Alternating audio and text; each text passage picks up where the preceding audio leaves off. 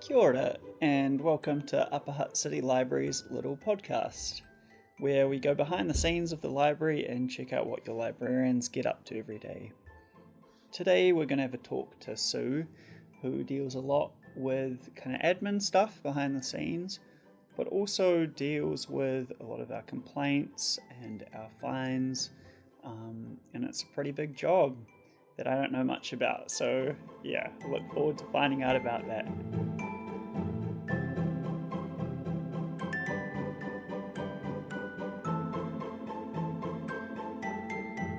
Sorry about ambushing you. That's what you need. Sometimes you got tipped off though, didn't you? Sometimes it's the best way to get me. Yeah. You know, is to put me on the spot because I don't find it that easy to say no. Get me on the spot like that. No. Here with Sue, thanks for joining us. Fine.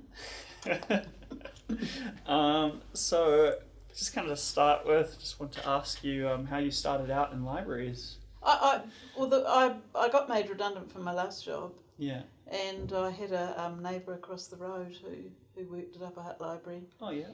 And I started to get really envious of her going off to work at the library every day. Yeah. And I decided I was going to have 6 months off anyway, but I saw her tootling off every morning and I thought, that would be really neat going to work at the library.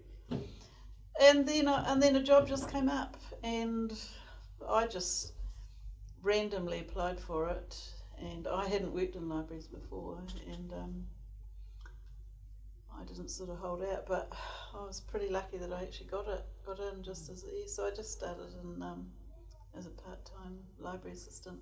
Cool. So were you already quite a big library user, or not so much? Not so much, no. I was just at the end of sort of having my kids, and so life had taken over. I wasn't, I wasn't doing much reading, but I've made up for that since then. Cool. Yeah. And so do you want to tell us what your job is? Yeah. So at the moment, I'm a assistant administrator in the business support unit. And my main area is circulation.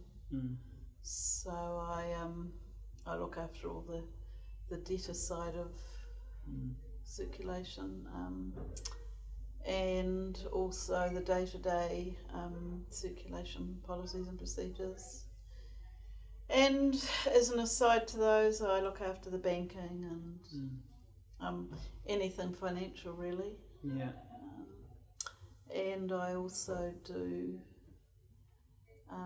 all the responses for library emails, so any queries or questions that come in. Yeah, the occasional complaint, Sue? Yeah. Get a few of those. I'll just come straight out with it. I think you've probably got the hardest job in the library, just chasing up fines in particular. Why do you keep doing it? What makes it worth it? Well, I get told that a lot, that, people would hate to have my job. So, I must have a sign on my forehead, I think, that says something about me. But I enjoy it. Not about you, about what I imagine the job must be like, It's pretty challenging. Yeah. But, hey, I quite enjoy a challenge. And it's taught me a lot of things too. Remember when I finished my last job, my manager there said, you'd be really good as a credit controller. And I thought, what? But that's pretty much what I've sort of followed in that vein, But I like the investigative side of a lot of the stuff that I do. I quite like working things out and having to go back and making sure that we've got all our facts right before I get back to people, that have got complaints to make. So I find it really a satisfying job. I do get a wee bit down in the dumps about it now and again when people, are really genuinely upset at us billing them for things, But I always try to be very fair, and I always take the customer's side if I can, even though sometimes they don't say that, but I do try to, to put myself in their situation. And I think I always find it interesting that library fines is something that people have a really strong reaction to. Even I remember I got quite a big one at Wellington City Libraries well before I worked here, and I was like really mad about it. You know, you feel like personally, like I'm a good person. Like, yes, that's right. Sure, the books may have been quite late, and some may have been damaged, but I'm not a bad person. Yeah, that's right. Yeah, I mean, why do you think that is? Is it? Well, Because it's not always big amounts either, is it? No. Well, I get lots of queries over, like 50 cents. Yeah. It can go from 50 cents up to hundreds of dollars. But I think people think that their integrity is being questioned a bit, and it's not a good look that they they have to be told that a lot of people have committed the worst crime, which is having library fines. That's right. So I think I think we try to be really fair, and I can waive fines if I think that people have been a bit hard done by. But so for people who are listening, I mean, what is the kind of situation where they should feel like they should approach you or the library, and that would be reasonable? That they may, definitely no promises, obviously, but you could have a talk to Sue, and what's the kind of situation? Well, probably top is if there's any health issues involved, or family welfare issues, things like that. But also, I always like to tell people that if they have got a large amount owing, that we don't expect it all in one go. I can just make arrangements to pay, and they can pay it off. Yeah. Just as they feel comfortable. But I always like to hear the full story before I sort of make a decision. So, and as I said, I try to be really fair. As I said, it's reversing roles, isn't it? You think? Yeah. So what kind of situation are they just out of luck? That people will still bring up as an excuse, or? Well, habitual people that are habitually have overdues, and unfortunately we don't charge overdues for junior users any longer, and I get a wee bit disappointed that because we've got that policy that parents sort of abuse it in a way, and so they just never bring the books back. They have to go right through the process to lost, and then they'll get a huge bill for it, and that's when they'll appear with the books. Will come up, and of course then there's no penalty because the charges just go. So that's been pretty disappointing that parents do that. But as I said, I always invite people in to have a chat if ever there's anything like that. Yeah, and I'm not sure how many people know this, but it's up to, at what point do fines affect your borrowing? $15? $15. So I mean, I always get people look really embarrassed. It's like $1 or $2, and it's like, if you borrow a lot of books, eventually you're going to get some fines. You don't even have to pay it. It's just going to tell us we've got some money owing. Let it go to $15 if you like, as long as you keep coming back and issuing books. That's right. Yeah, that's right. So we try to make it as easy as possible for them. It's not like we're the ones that are going to spoil their love of reading, because of a 50-cent fine or whatever. Yeah, totally. If people are hearing background noise, we're currently packing up to go to Central. That's the noise. Yes, that's right. No, that's right. Although this might come out quite a bit later, so this is a flashback. If you get the chance to talk to people for a bit and they're quite upset, do you find that they tend to kind of relax and come around in most situations? Yeah, I do. And that's where I get my good satisfaction out of things like that. It's really good because people can be really riled up when they come in, and I always just invite them to come aside and have a little bit of a chat. And generally, once I sort of spell it out and just let them know exactly what the situation is, they can calm down. Especially if they know that they're not going to be stopped from using the library. That usually isn't something that they'd really come and wanting to happen. So yeah, I do get good satisfaction out of that, but some people, we're a bit like the last straw. Yeah, definitely. And they come in with that attitude, and there's no way that I'm going to be able to appease them. Yeah, but I always give plenty of time to people and give them every opportunity to sort things out. Yeah. I guess I get the idea that some people work themselves up before they talk to us as well, and once you've kind of backed yourself into a strong enough position, you just kind of stick to it, you get kind of entrenched. Yes, I do sometimes. But on the other hand, if I think a battle's not worth fighting, I don't fight it. If you're talking about an amount that's not too huge, you think, well, is it really worth my time? And quite often I'll just back down and we'll just, because you get a bit caught between a rock and a hard place sometimes, and you're never going to agree to. And I mean your time's just as much taxpayer money as that fine is at the end of the day. So that's generally what I look at, how much we're talking about, and that's if it's not substantial, I'll just give them away. But nobody get too encouraged by that. I doubt the second and third time round that'll go down as easy with Sue. Well, that's right. Well, fortunately I have access to all the records. All the records, so I can see if there's a pattern, So and I know that there are a few people that come in here that do avoid me. Oh no. I know. That's not fair on Sue at all. So you must get some. I was thinking about this. You must get some pretty good excuses as well. If you had some really good excuses where you've been like, oh, that's pretty. Yeah, I have. Just trying to get one, but I've had a lot of people do things that any of us are capable of doing, and that's I put the book on the roof of the car and drove off. Oh no, yeah. And I mean you can just, as I said, you can see yourself doing that sort of thing, but.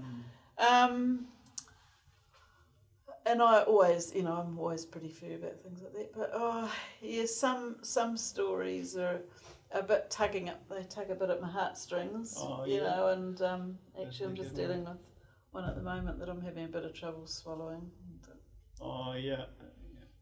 Because I've gone back I've gone back to their record, and they've had most of their fines forgiven over like the last 3 or 4 years. Right, yeah. But I mean, it's not like you can dig around that much.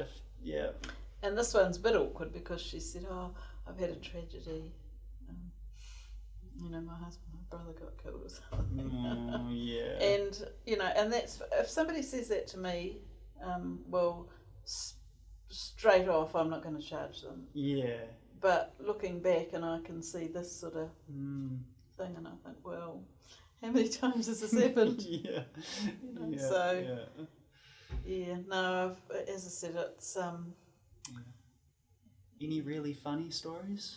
I've had lots, Simon, lots and lots of them. I always reckon I should have kept a diary over the years for things that have happened. But something I always find amusing is when people are so adamant that they've returned something, and they'll give me the day and the date right down to the minute, and that book went in, and anyway, then just mysteriously it turns up. Oh no! And then they come. You get that email.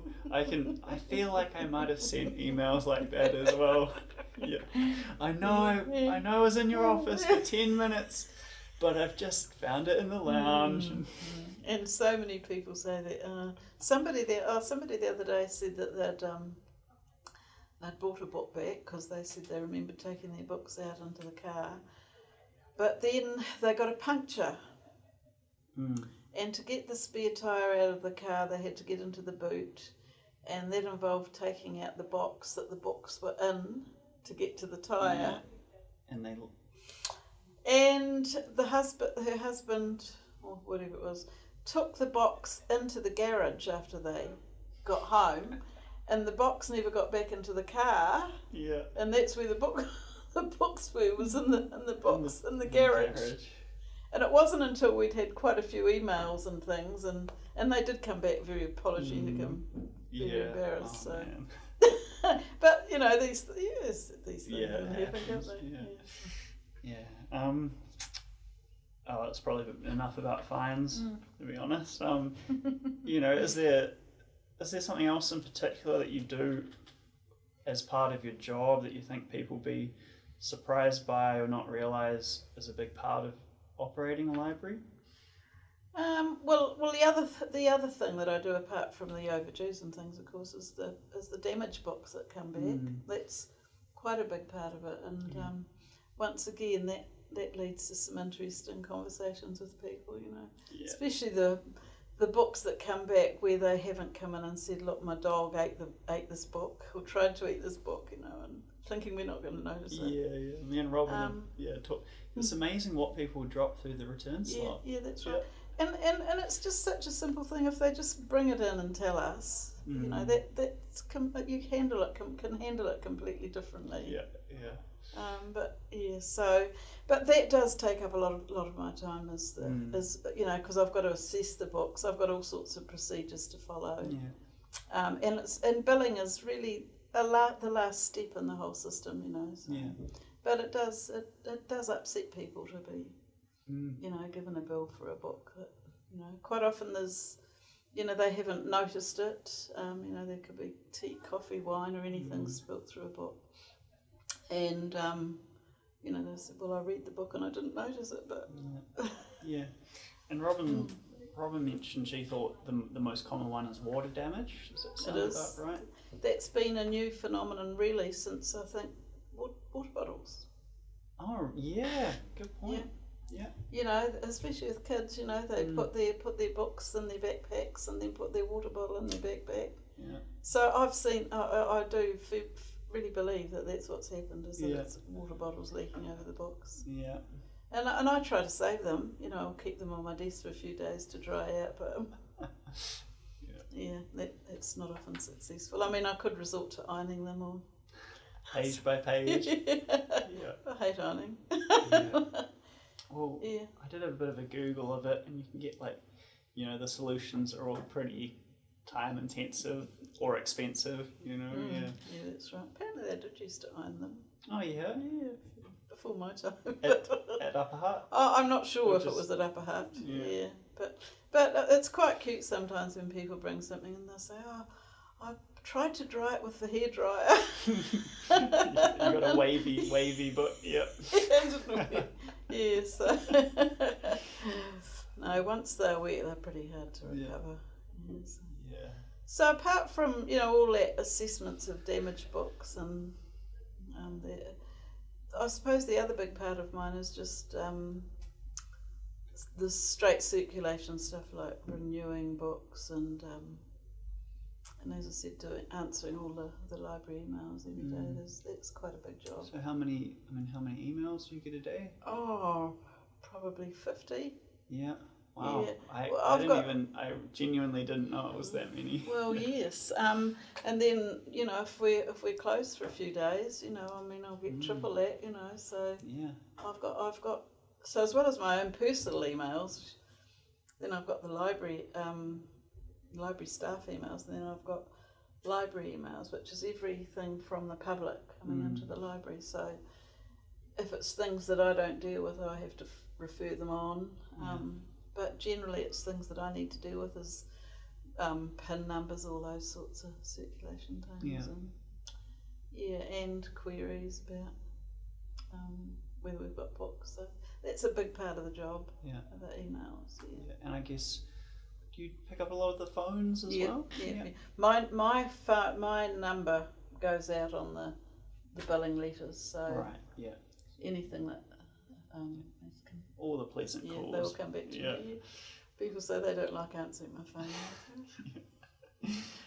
But, you know, I like to go home at night knowing that I've had a successful day if if I've managed to sort something out for somebody or just make someone's day a bit bit better than it was when they called you. Yeah. Probably. Well, I like listening to, I make a real point of listening to people when they ring. Yeah. Try to be, really fair. And I, much as I might have a little bit of a laugh about things, I do try to, to engage professionally with them. Yeah. I mean, for a lot of people, I can imagine just being listened to definitely probably helps, right? Yeah, well, we do get a lot of lonely people that, that the library is their lifeline, really, so they don't like it if things go wrong. Or,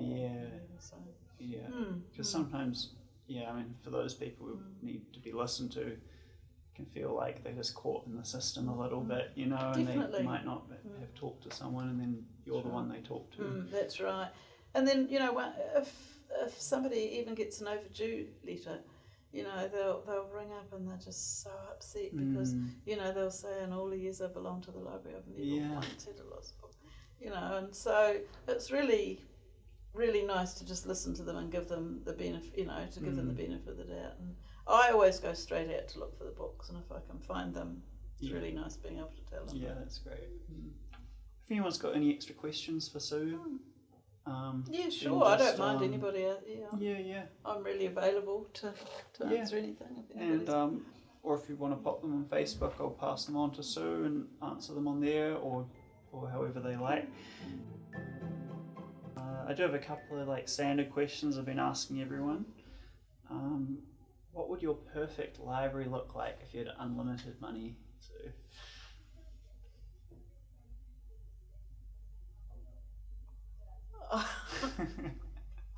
I like the look of the one we're going back into next week. All right, exactly the same as to tell that you one. The truth. You'd be happy. Yeah.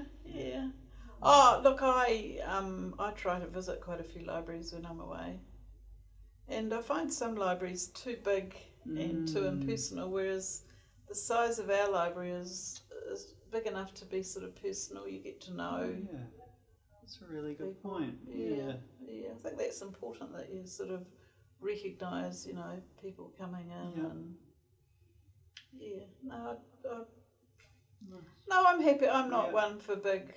I haven't got big pipe dreams about bigger is better or anything like that. Would you get rid of fines?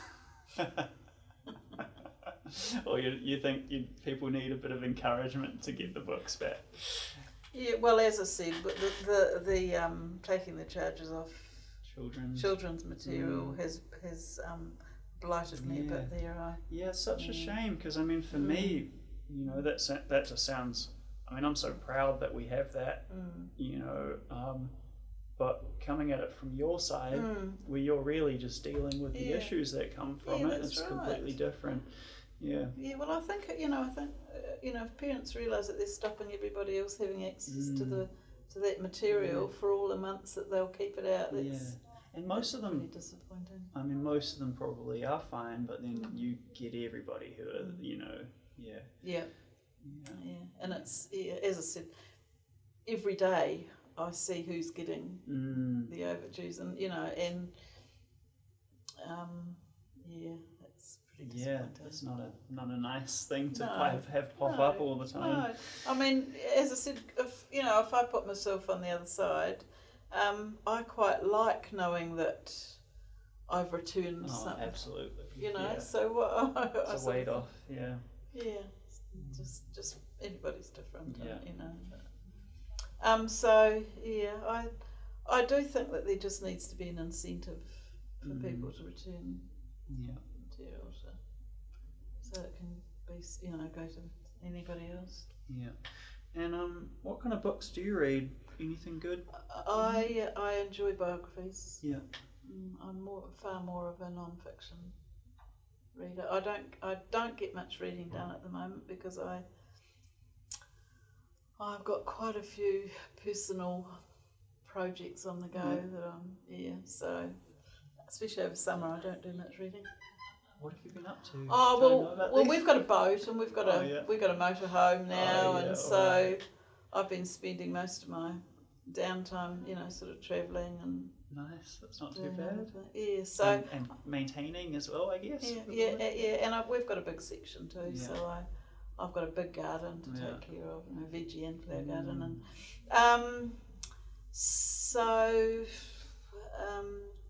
my reading takes a bit of a dive over summer, which doesn't always happen to everybody. A lot of people get more reading done over summer, but I get more done over winter. Yeah, nice.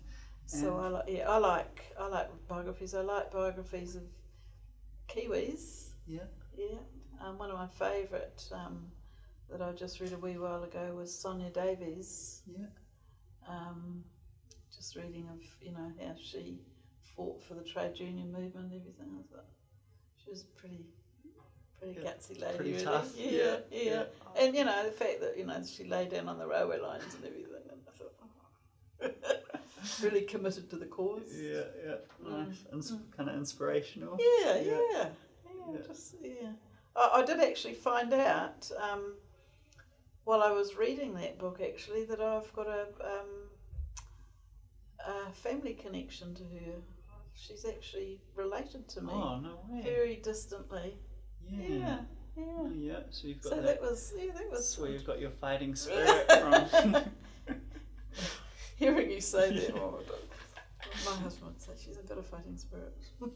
Oh no, we know. Well, we know that's not true, to be honest. So, yeah, very. Actually, I was just going to say something. That's something interesting. I find that doing this job where I have to be pretty firm and that it's just not me as a person. Like I'm a scaredy cat. Yeah. I really am. And to think that I do this, as my job. Sometimes I'm pretty amazed. That I can do it, but I suppose it's just it gives me my job satisfaction. Yeah. And I mean, just following, you must have, like you said, you've got a few policies and procedures to follow. So does that help? It's not all up to you. No, that's right. My policies and procedures are my Bible. I have to stick to them. Yeah. It takes a bit of pressure off. Yeah, definitely. Yeah. Cool. And so, what are the answers to today's crossword? Sue and Robin are crossword experts. So yeah, great, isn't it? Yeah, oh, it was good. Yeah. I struggled those last few times. Yeah. I've always loved doing crosswords. Yeah, so it's good that we've been able to get together here and do them. Yeah, that's cool. Lunch here a bit more bearable. But I think that's why I don't do as much reading sometimes. Crosswords. Yeah. But I look on them as something as a learning thing. Quite like I've sort of got a real quest for knowledge. I love reading newspapers. Actually, that's something I love. Even when we go away, the first thing I have to buy when I go away is a newspaper. Yeah. Just got to be. Absolutely. Oh, well, that's a lot of reading, to be honest. Yeah, newspapers keep years. So by the time I get through newspapers, quite often I get 2 or 3 days behind in newspapers. Yeah. But I won't let them go until I've read them. So. Nice. Right, thanks so much, Sue. That's right. Really good. I hope you get something out of that. Oh, yeah,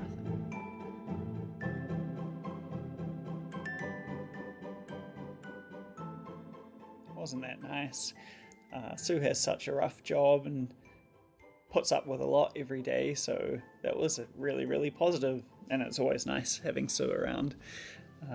So remember to tune in again next time. Keep an eye out for a new podcast. That said, by the time this is out, I may no longer be with the library, so we'll have to see what happens with that, but it's been really, really fun anyway.